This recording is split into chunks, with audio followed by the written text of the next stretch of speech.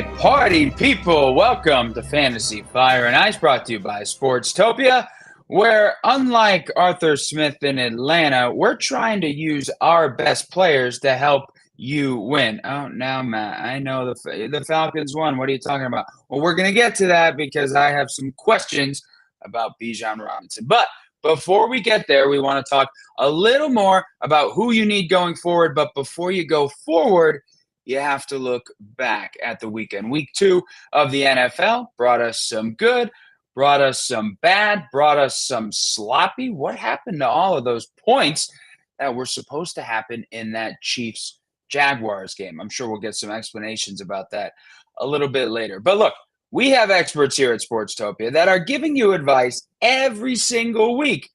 And just last week, our Terrell Furman had a little prediction about how this Rams game was going to go if you were trying to figure out what running back to use. Let's take a listen. But Kyren Williams effectively not only dominated, he just looked better. Like, he just looked way better. And if you roster Cam Akers, one, shout out to you for rostering Cam Akers. I think I have zero ownership in Cam Akers in any possible fantasy situation possible. So a very, very shout out to you, and shout out to the Sharps that got down on Kyren Williams because you're ahead of everybody. I think that is the changing of the guard. Honestly, I just can't. He just completely looked better. Oh, well, thank you, Mr. Furman.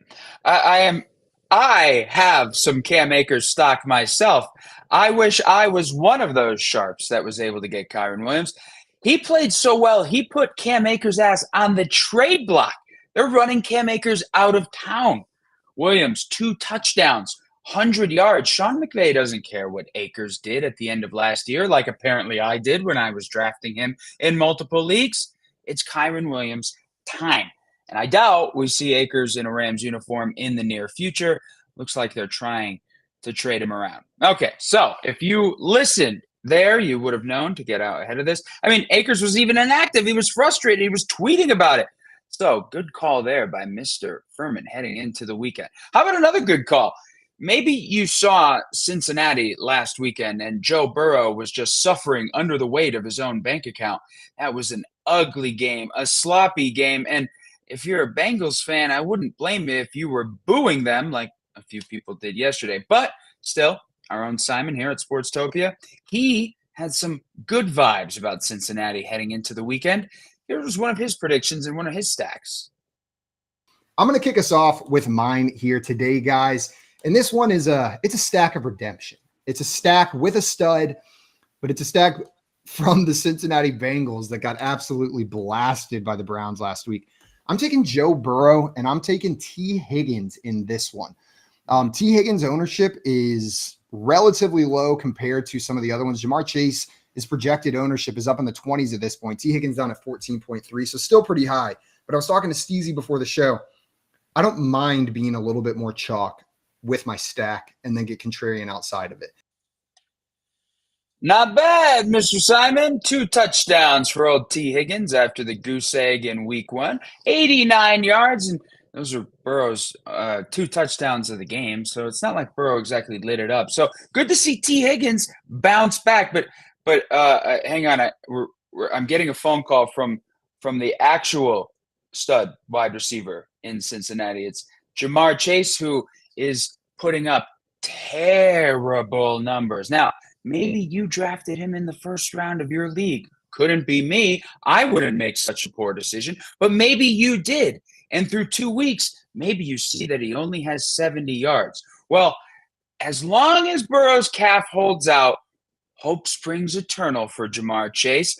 But until that happens, we'll just let Simon relish in the victory of his stack. Now, what he won't tell you is that all of his other players went over, but I'll let him explain that because I don't think he is the millie maker for the weekend. Now, okay, look, 2 good predictions in a row, but you can't get them right all of the time. So this past weekend, we were expecting a little bit of a shootout with that Chiefs-Jaguars, or at least I was, and at least that's what I told my bookie. But That didn't end up happening. Points were kind of hard to come by. They were at a premium after we saw what the Jaguars could do in week 1, and we know what Mahomes and the boys are capable of. So going into the weekend, though, Monotone Bets, who is one of our sharpest minds here, he hits on his bets. He had a prediction for that game. I'll let you be the judge about whether it came true. A little bit. They use him a little bit more responsibly than maybe we've seen in years past. And that opens up some other guys that no one in the world is going to be playing this week that I'm going to be playing. You put in a guy like Kadarius Toney, who the world just saw make 500 drops, right? There is no way Kadarius Toney's clearing 5% ownership in any of these contests. So someone's got to play him. And hey, you got to be wide open to make those all those terrible drops he made last week, right? If you watch back the tape, he was consistently open.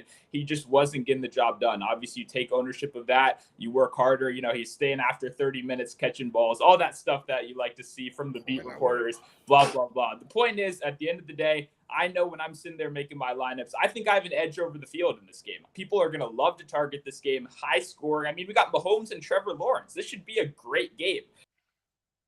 It really should be, shouldn't it? Hello, God. Yes, it's me, Monotone. I know who you are. Yeah, I was just hoping that maybe you could make Kadarius Toney look like the player he was during that one game when he was on the Giants. I'll see what I can do. Yeah, and if he could just catch a few more passes. Okay. Well, this conversation's over. Look, he was right about one thing. Kadarius Toney, a lot of people were out on him. Toney didn't exactly deliver, though. Yes, he caught a few more passes, but he didn't really turn any of those passes into much. So who are the Chiefs pass catchers going forward? Kelsey came back. They kind of eased him into it, but he had a touchdown. So are we still buying into Kadarius Toney going forward because we're chasing that one high he had that one time? Well, Monotone was this past weekend. So, yes, low ownership, low results. All right, next, like a 50-50 ball in the air, this next prediction from our own Steezy A. Smith could have go either way. He had a tough choice here. Do you take Puka Nacua, everybody's new favorite player, or do you take Garrett Wilson, the guy who was supposed to be the guy before the other guy, Aaron Rodgers, went down? Here was his prediction for the weekend. It's a tough matchup, but give me Puka Nacua. Look, that San Francisco 49ers defense is vaunted. Yes, it scares me. I mean, I would know, right? Just because my Seattle Seahawks do play that team multiple times a year, every single year. But I'm not scared, and I'm just fantasy terms, right? I'm not scared of their cornerbacks. And with the Puka Nacua, who they move all over the formation, they're going to manufacture touches for him, just like they did with the Tutu Atwell. So he doesn't have to worry about creating separation. And I just think with the Puka Nacua, he's earned the trust of a Matthew Stafford. Just like in Aaron Rodgers, Matthew Stafford, it's not easy for him to trust receivers. And for him to trust a rookie fifth rounder at a BYU in the manner that he did, I mean, 15 targets, my gosh, that's absurd. And so for me, I'm just glad that I was able to add him in some of my favorite leagues because just like you, Terrell, I was super high on Garrett Wilson. I took him 8th overall, 9th overall in a bunch of redraft leagues. And now I'm just like going up against the Dallas Cowboys. Do I even want to start him? Well, listen.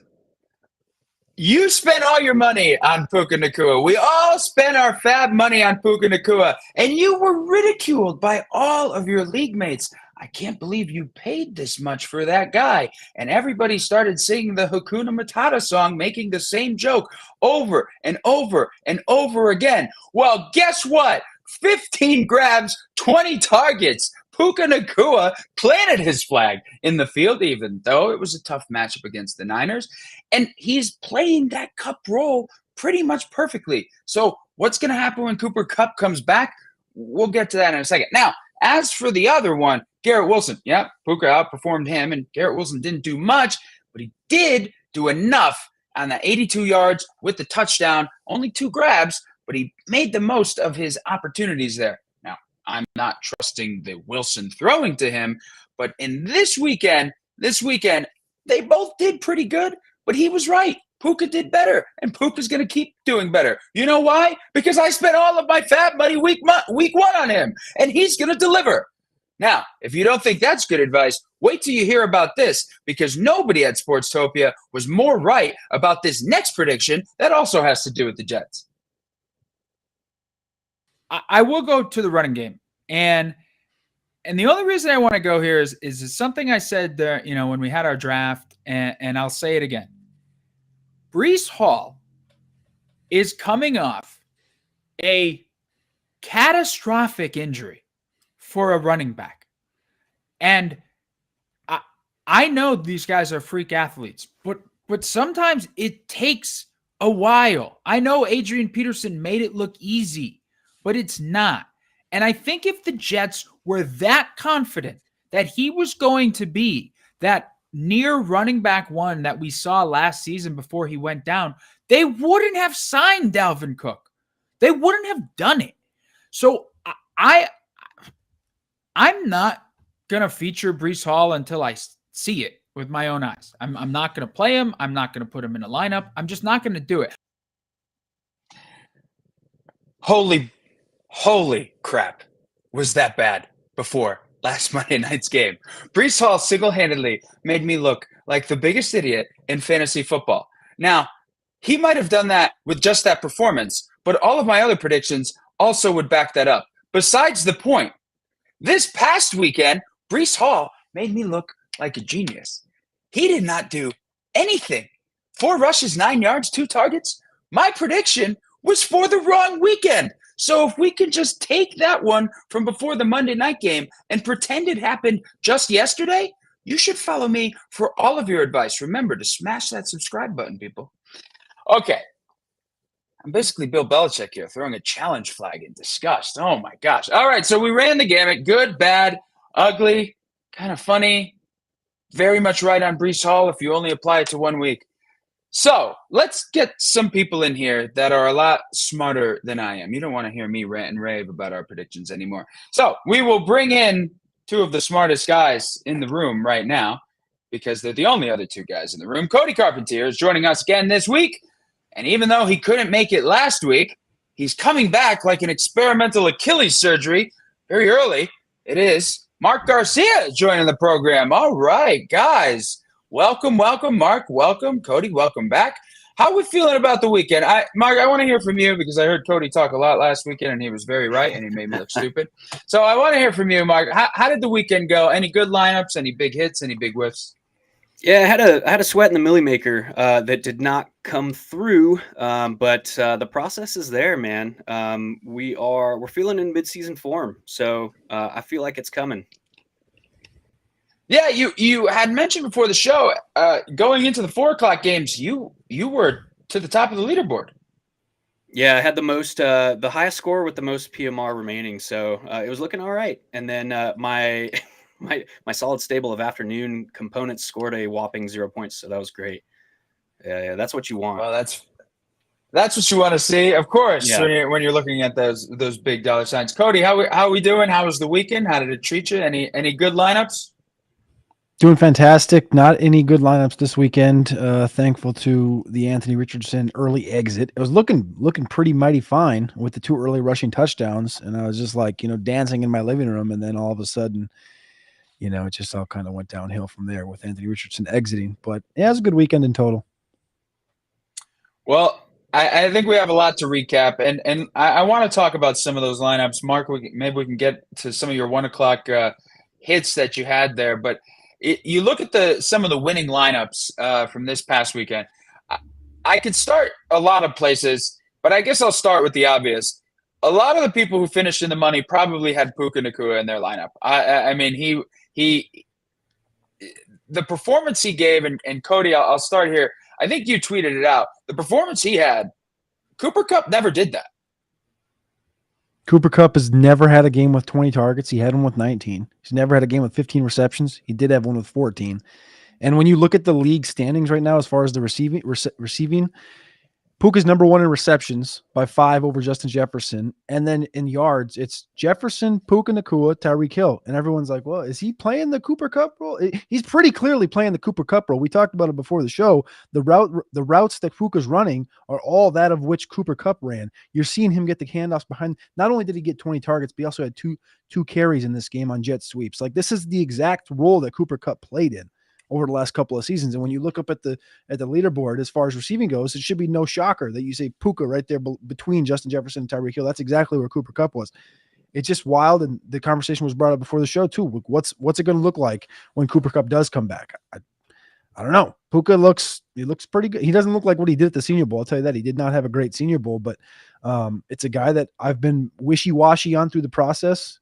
Out of college, the tape looked great. Senior Bowl, he did not.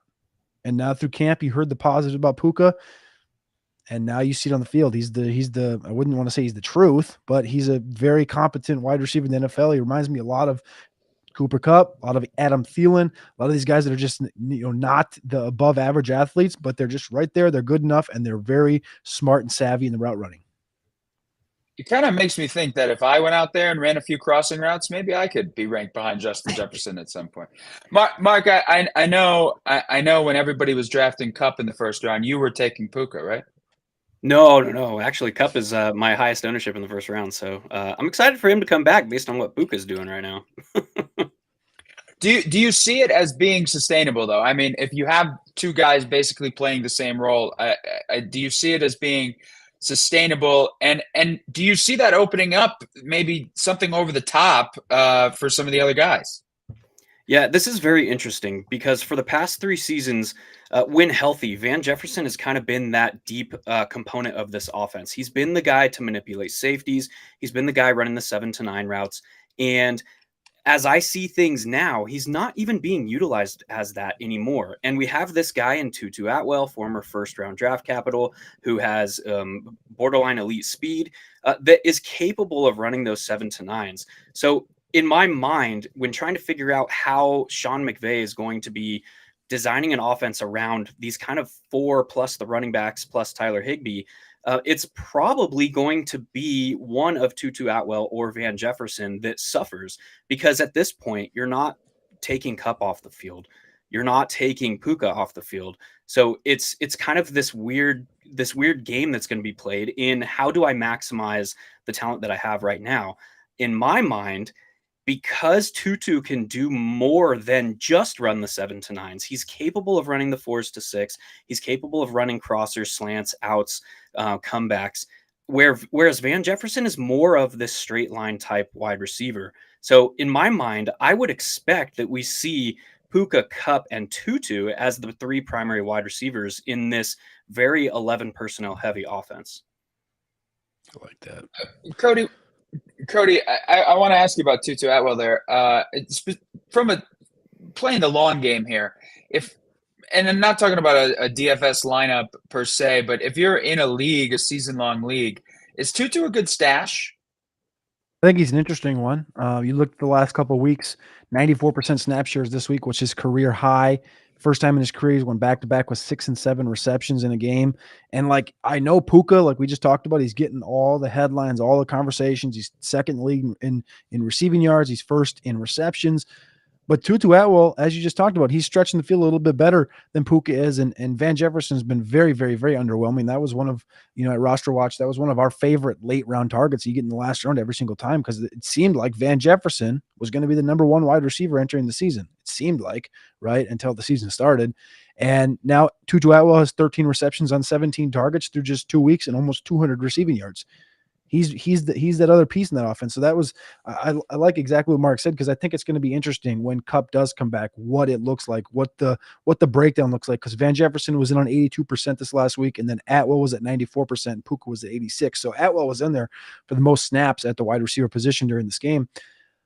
I do think that it probably is Van Jefferson that gets kind of axed. His situation gets kind of dropped. I definitely doesn't seem like you can put the Puka genie back in the bottle when Cooper Kupp does come back, though. I am confident there is somebody out there who spent a lot of fab money on Puka Nacua. Ton. And I'm confident that they got ridiculed by some of their league mates saying they overspent.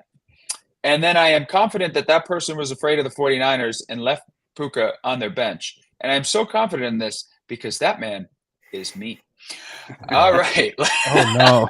Oh no. Oh yeah. Oh yeah. Oh yeah.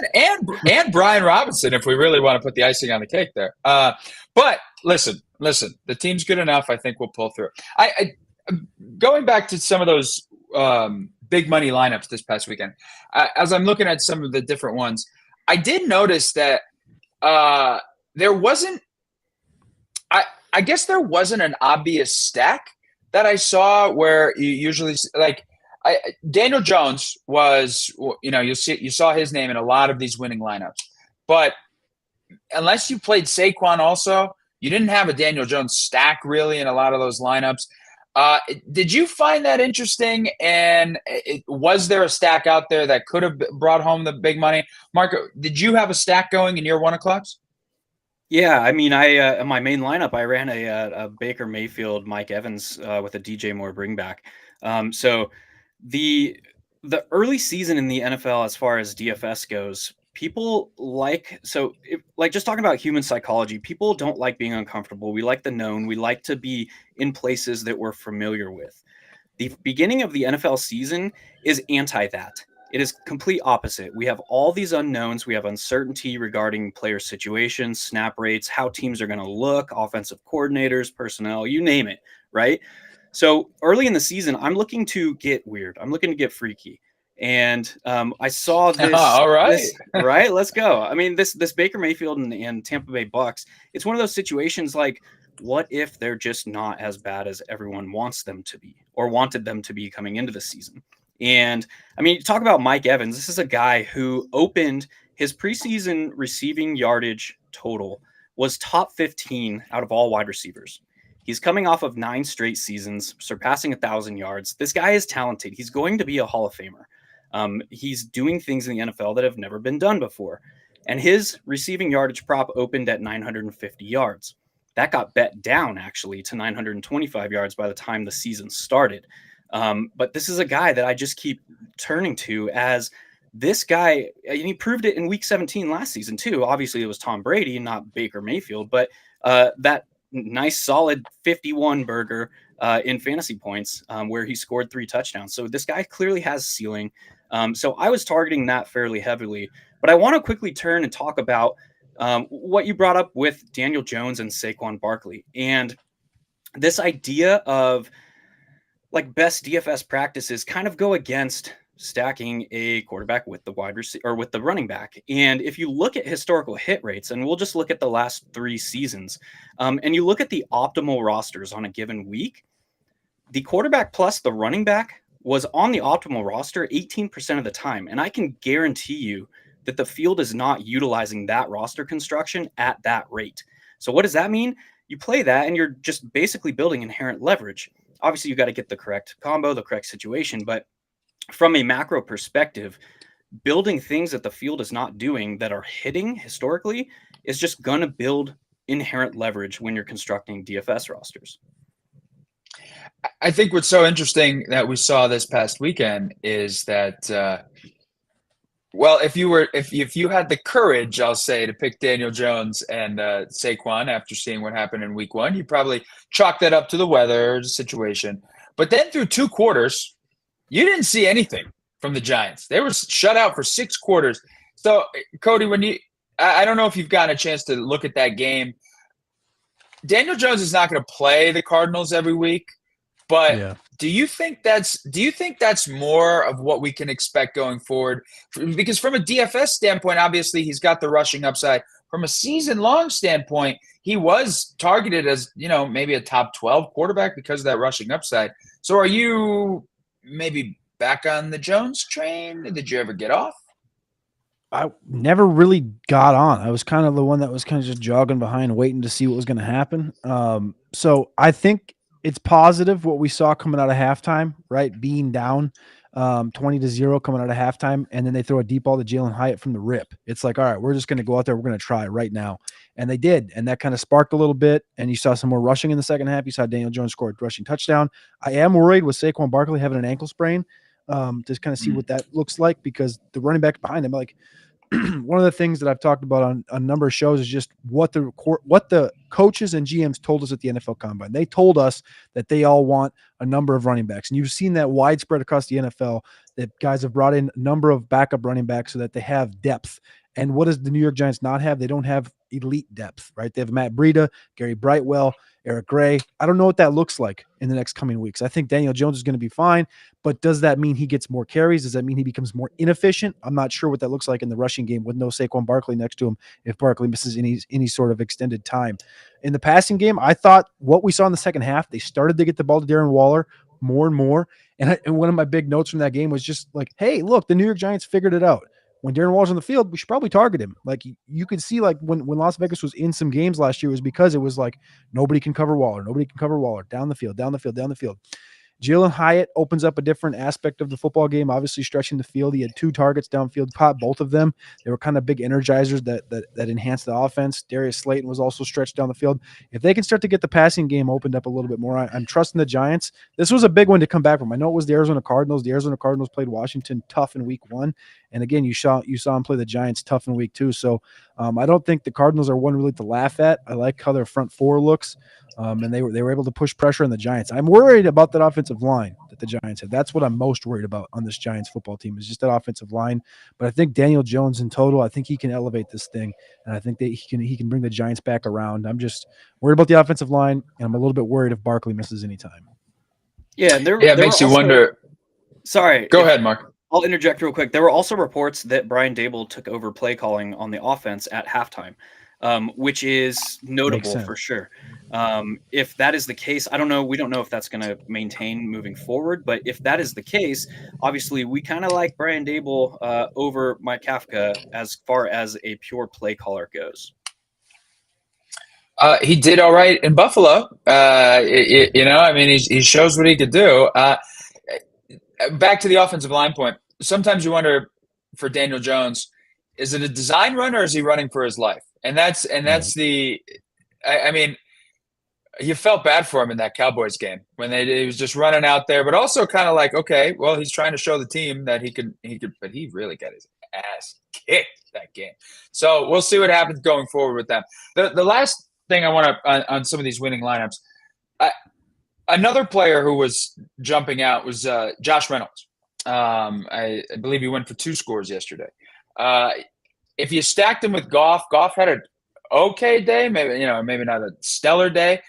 But for that Lions team, and now you have an injury to David Montgomery, are we confident in them, or is Josh Reynolds, like, is he going to be a guy that you think we can rely on at least until Jameson Williams comes back from a suspension? Are we seeing that as this offense, or are we worried about this offense with Montgomery down and how they've kind of been willing or not willing to use Jahmyr Gibbs? What are our thoughts after this past weekend on Detroit after that loss?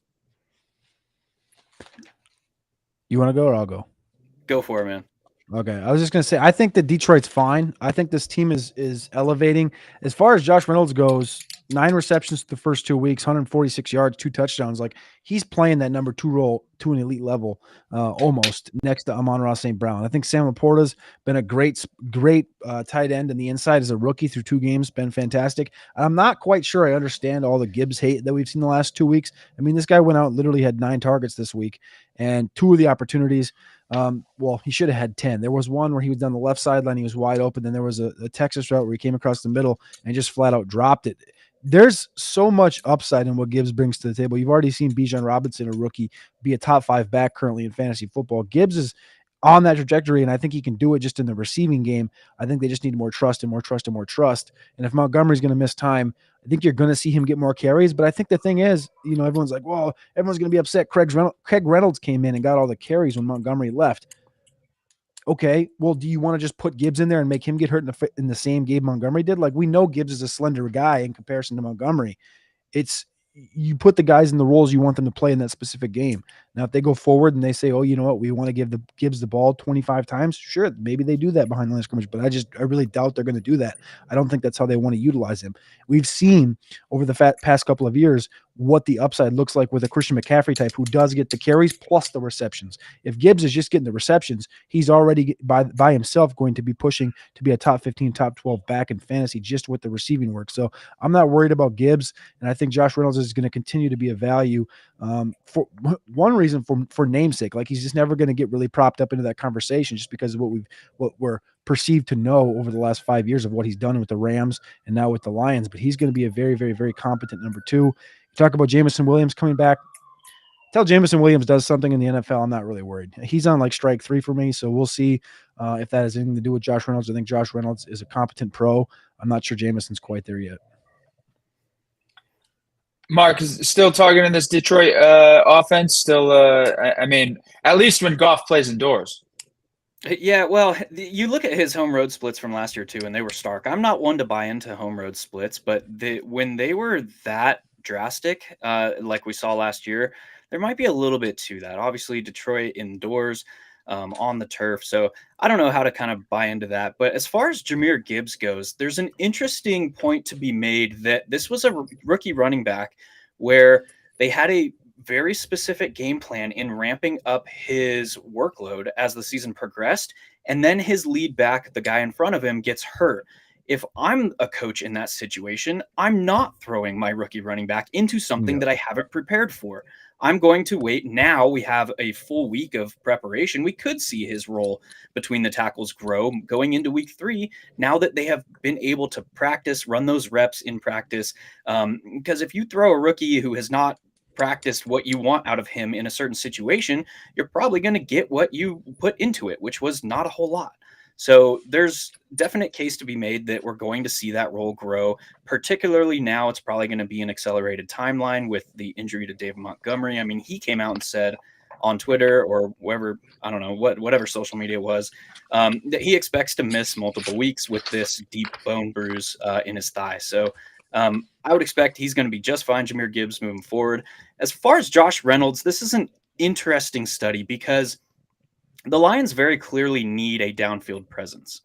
I was preaching this after week 1. I was like, you're running Marvin Jones, who is, at this point in his career, the ghost of Marvin Jones. I mean, he used to run a 4.4. He used to be quick. But at this point, this man is one, like on tape, not present. Numerous mental lapses and mistakes were made in week 1. Those kind of carried forward to week 2. But I was of this opinion that the Lions need this downfield weapon. They need Jameson Williams. But on their roster, a guy that they just re-signed this offseason to a 2-year extension is Khalif Raymond, who runs a 4.32 40.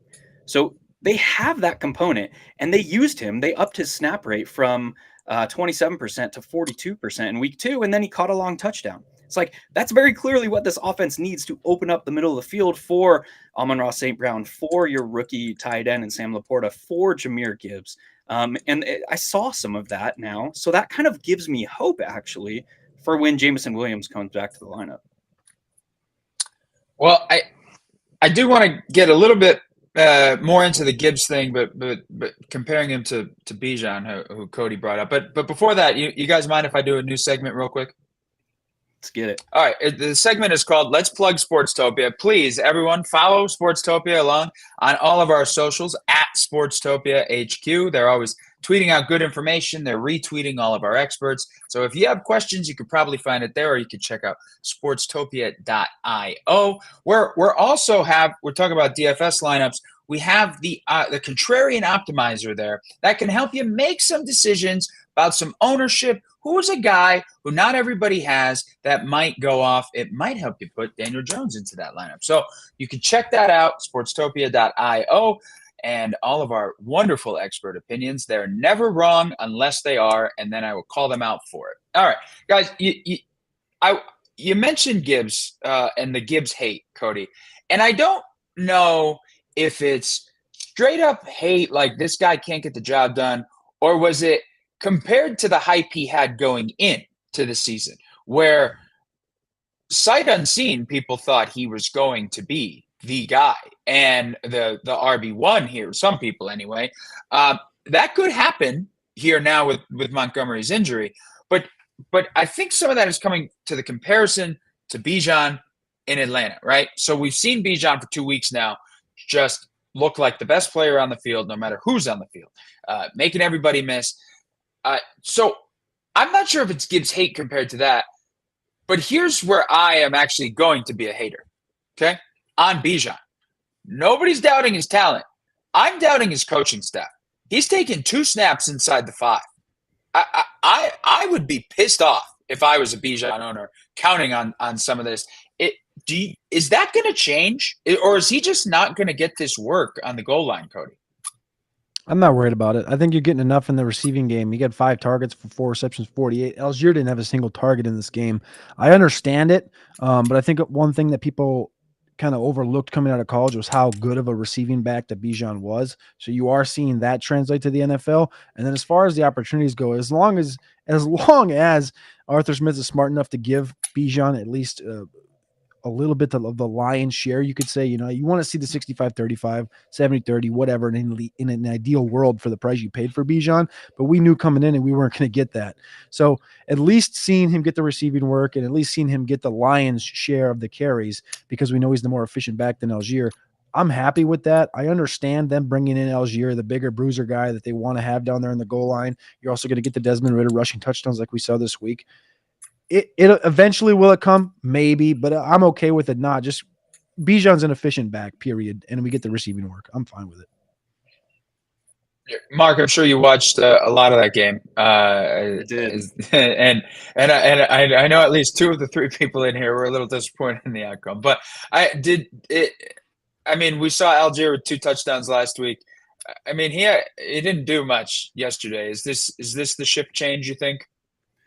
Well, I don't think it's so much as a shift change as we're probably just slowly, gradually getting into kind of what Arthur Smith wants this backfield to be. It's the same like lightning and thunder. I mean, you look around the league, it's the Zeke, Tony Pollard type setup where Tyler Algier is capable, because of his size and because of his lateral agility at that size, to be a very effective goal line short yardage type back.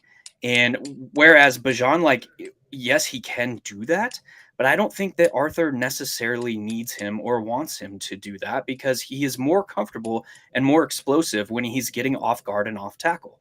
And that's kind of what we saw in week 2. And, Bijan started the season with a 63% snap rate. He was up to 72. And this offense is also going to run a fairly high level of 21 personnel with multiple backs on the field. So, yeah, Bijan is currently the overall RB3 in PPR scoring, and he's doing that at basically what amounts to half of the workload of a guy like CMC, who is the current RB1. So that is room to grow. That is room to maintain that high efficiency. And it's just, there's no reason, I think, to be worried at all about a guy like Bijan. So I'm making a note, Bijan, anytime touchdown scorer, don't do it going forward. You're just going to be disappointed at the goal line. It's apparently a running back day, okay? Because before we get to the Monday night's matchup, I do want to talk about one more. If we do want to talk about shift change, the surprising Washington Commanders, I think that's fair to say the surprising. Brian Robinson, the law firm of Robinson & Robinson, doing well all around the country. Brian Robinson, 129 total yards, 2 touchdowns, but what jumped out at me is the splits in the carries, and then even if you want to go to the targets, but the splits in the carries between him and Antonio Gibson is Gibson done? Are we done? Are we done with this show? Are we done with this experiment? Mark, what do you think's going on in Washington? Well, Gibson did have that fumble in second quarter of week 1, and if you look at the snap or the touch breakdown since his fumble, 35 to Brian Robinson versus 5 for Antonio Gibson. So this is it's not very clear, but there's a potential for this new like hard ass coach in Eric Bieniemy, who was so hard ass in the preseason that his players were going to the head coach and Ron Rivera and complaining about how hard ass he was. But that's the kind of coach that they have now. And I didn't know what to expect, because in Washington, you have like these two competing philosophical coaches. Ron Rivera is a guy who wants to harp on the little things. He wants to play a slowed down type game. He wants to win close games. He's never going to really push the pace on his own. Eric Bieniemy is the exact polar opposite of that. He's going to want to score as many points when he has the football as humanly possible. And I didn't really get a good glimpse or an idea of how I thought that breakdown would work until like 3 days before the Washington Commanders' first game, where reports came out that Ron Rivera didn't even know who Sam Howell was. And that to me was like, okay, well, this guy is not involved in the offense. It's whoever his offensive coordinator is. And if his offensive coordinator is Eric Bieniemy, okay, we might have some wheels up situation here.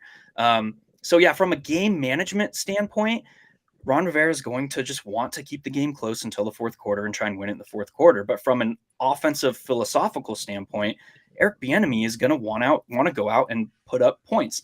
And because of the fact that like Eric Bieniemy is, I guess, assumed now to be mostly in charge and have his hands in the offense, I could see that Antonio Gibson's first or second quarter fumble in week 1 probably played a little bit into this whole split that we've seen over the previous 2 weeks. So moving forward, I think this is Brian Robinson plus situation where he's probably that 65% to 70% guy with Antonio Gibson, who in the preseason did not look like he was going to be operating in this JD McKissick type role that everyone thought.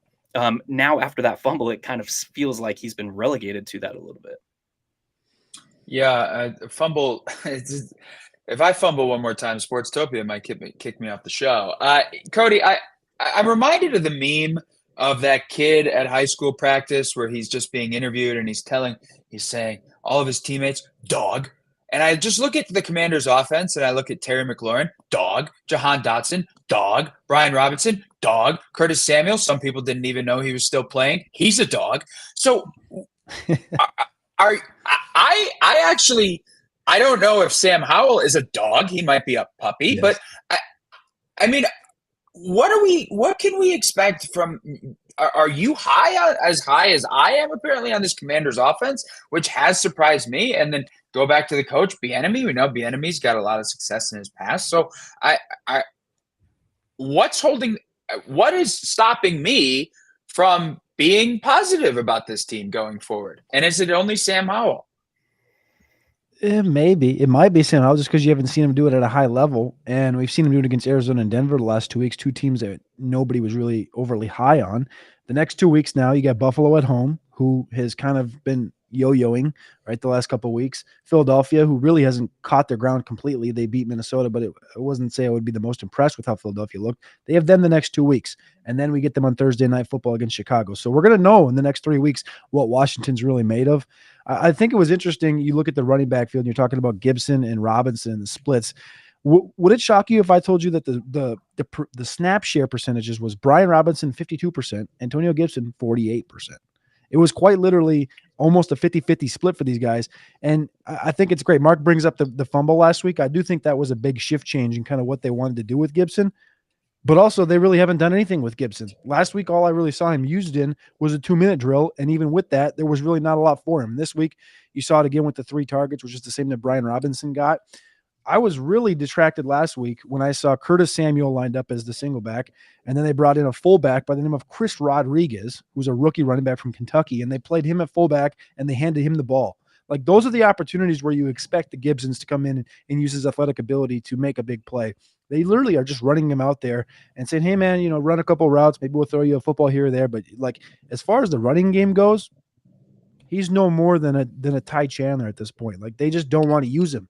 And, you could say, well, is that because of his talent? Is that because of the fumbling? Is that because of Rivera? Is that because of Bieniemy? We don't know. Back at the Combine, we talked to a couple of people that are inside the building in Washington, and they basically said the biggest winner in this Eric Bieniemy situation is 100% Gibson. Gibson loves Bieniemy and Bieniemy loves Gibson. And that couldn't be further from the truth looking at week 2 and week 1. Maybe they had a bad breakup. Maybe something happened behind the scenes we don't know, but beyond that fumble. Clearly, the love affair is not there. Well, all right. So week 2, almost in the books. A good recap there, boys, of the of some of the highs and lows this past weekend. Some also mentions that we're not going to go in depth, but I mean, welcome Nico Collins in Houston. I think that I mean. But they're going to have to throw, right? I mean, they're going to have to throw, and they got to throw to someone. So, I mean, finally it's there. So, I don't know. I think we'll talk a little bit more about him in the coming weeks. But let's shift to tonight. A Monday Night Football doubleheader, which I always remember being week 1 doubleheader. But here we are in week 2. Some overlapping games. Let's start. We got the Saints and the Panthers.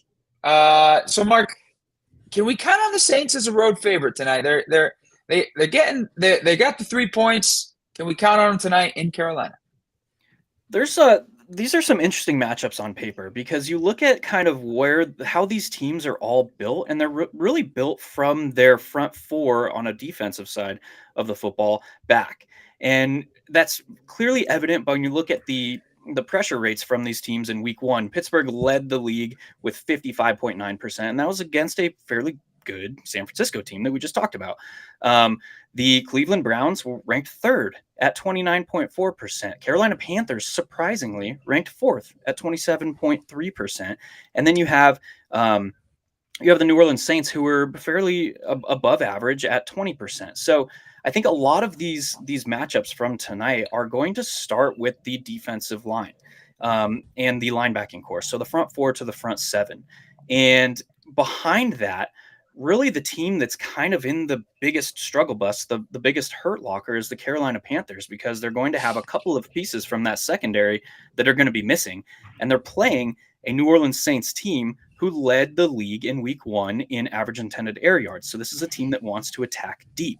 So if New Orleans's offensive line can hold up to the expected pressure from Carolina, then Derek Carr will have the time to attack deep to Rashid Shaheed, to Chris Olave, and that's really what could open up that game. But from a macro perspective, both of these games kind of set up to be these kind of slugfests because of the defenses that are involved. Cody, your guy last week, Hayden Hurst. How high are we on him? Are we on him at all tonight? And what can we expect, do you think, from those two offenses? It's a tough matchup. It's been a tough matchup the last couple of years against New Orleans. So I'm a little hesitant, but I've reminded myself over the last couple of days of the reasons why I'm continuing to play Hayden Hurst is because the entire thesis behind it was the leading target getter on the Carolina Panthers is going to be Hayden Hurst on the season. It's just point blank what it's going to be. I've seen all these guys with my own eyes: Mingo, LaVisca, Thielen, Chark, Terrace Marshall. They're all below average at this current stage, right? Mingo's got some upside to grow into this offense. They want to use LaVisca a lot more than anybody really knows or expects them to do. Chark obviously has a role in this offense when that time comes, and Thielen is just a security blanket. The feature of this offense and the guy they want to get the ball to is Hayden Hurst, and they're going to continue to do that. He's going to get the targets, and I know he's not going to be, up in that tier with the Kelseys and Andrews, but he is a guy that you can consistently trust week in and week out. And at this stage, it's Monday night, so you either already have him in your lineup or you already don't. So as far as DFS goes, probably not. I'd probably rather spend that money on somebody else. But I do like what Mark brings up in this game, I think, and that's one of the biggest targets. And that's a little – smells like a Rashid Shaheed anytime touchdown again. Because, it just seems like to me he just keeps on finding himself in the end zone when you least expect it. This is kind of one of those games, Monday Night Football, after last week's game, getting 6 targets, 5 for 89, and a touchdown. Shaheed's just going to find his way down there. He looks like and again, the number thing always throws you off when you think about a comp, and then you're like, oh, damn, he has the same number. Like Dexter McCluster. A speedy guy that's just they can use him in all these gadgety situations. I like what New Orleans brings to the table. I'm not sure Carolina has enough gas to keep up with them tonight. What a pull, Dexter McCluster right there. What a pull. Shaheed had they had the deep ball to him last week, right? Yep. Yeah. I mean, Derek Carr. And so, I mean, Derek Carr, a lot of opinions on him. I don't know if anybody throws a pretty deep ball than Derek Carr. He's got a great deep ball. So we'll shift to the other matchup, and then I actually want to talk a little bit about any Monday night lineups you might have. We got Cleveland and the Steelers, the AFC North, the division rivalry. When I think of this matchup, I think in my head it means it's going to be an ugly game, and then I remember how the Steelers played last weekend. So, Cody, we'll start there. What are we thinking in terms of, do we see something out of this Steelers offense? Do we see what we absolutely couldn't see last week, which was hope? Do we see anything from them tonight? I think so. I think we see a little stick. I mean, it was the toughest matchup he could ask for in week 1 against San Francisco. No, Deontay Johnson's obviously going to hurt, but I think a guy you can look at is not Allen Robinson, who I got that question multiple times yesterday in start sits. Should I play Allen Robinson? No, you should not play Allen Robinson at this stage. You should play Calvin Austin. That's the guy you should be targeting. That's the guy you should be looking at and adding to your benches if you haven't already. Calvin Austin's going to slide right into that slot role. I saw him at the Pittsburgh training camp. He looked fantastic as far as coming off an ankle injury last year. He plays punt returner. He's good in this spot. But when you look at this matchup, since 2004, Cleveland has won one time in Pittsburgh, and that was in 2021. It was a 48-37 game. One time since 2004. This matchup right here today with Deshaun Watson doesn't look like Cooper's going to play, but with Nick Chubb, Elijah Moore, David Njoku, and they have the deep threat in Donovan Peoples-Jones, they have the roster to go in here and do it. The thing is what Pittsburgh team is going to show up. Does Tomlin have these guys ready to ride on Monday night? I think he will. I just want to see what it's going to look like. I want to see Pickett actually take that next step up, because everything I've seen from San Francisco in the training camp did not tell me he was going to do that. So we'll see. Mark, I want to ask your opinion on that Cleveland offense, and then I actually want to get to this viewer question. So in Cleveland, we saw in the rain last week, Deshaun punched it in twice on the ground in that sloppy game. You talk about the weapons that will be there, won't be there. Do you have – but my thought was, as Cody just mentioned, Tomlin will have his team ready for this Monday night game. I thought Tomlin would have his team ready for week 1. And that was so uncharacteristic from a Mike Tomlin team. So what do we think in terms of, will that defense be up for it, or will it just be TJ Watt and a bunch of other guys?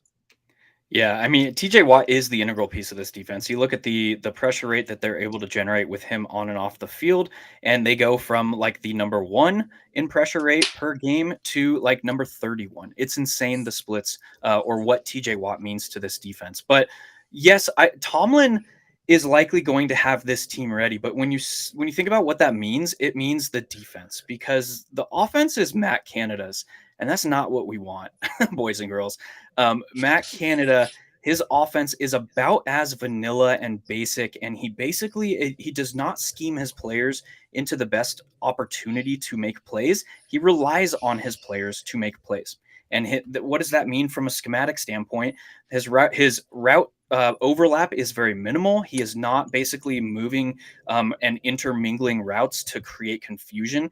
And while this matchup is probably better for that, because now in Cleveland we have a defensive coordinator in Jim Schwartz who runs a lot of man coverages.